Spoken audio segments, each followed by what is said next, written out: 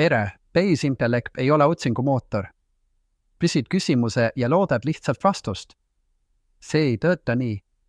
Enamik inimesi kasutab AId probleemiga lahendamiseks, esitades küsimusi nagu Google'is ja pettuvad, kui see ei anna otseteed tulemusteni. Ometi on 3 kuldeedit, mis aitavad nii chat, Grok, Llama kui ka DeepSeek efektiivsemalt kasutada ja neist maksimaalset kasu saada. Ära korda teiste vigu. Vaata seda videot lõpuni, et aru saada, kuidas tehisintellekti targalt rakendada ja kuidas see võib sulle kõige rohkem kasu tuua. Esimene reegel, anna talle roll. Teine reegel, defineeri küsimuse kontekst.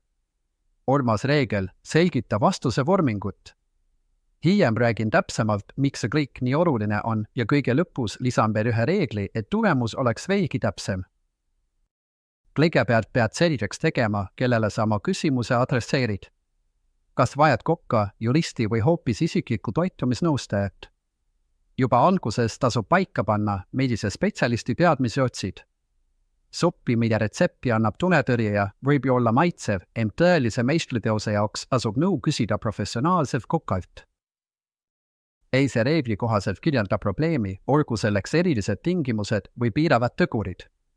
Sõnaste lühidalt, mida seisneb su ülesanne või raskus, ning vajadusel lisa erireeglid või standardid.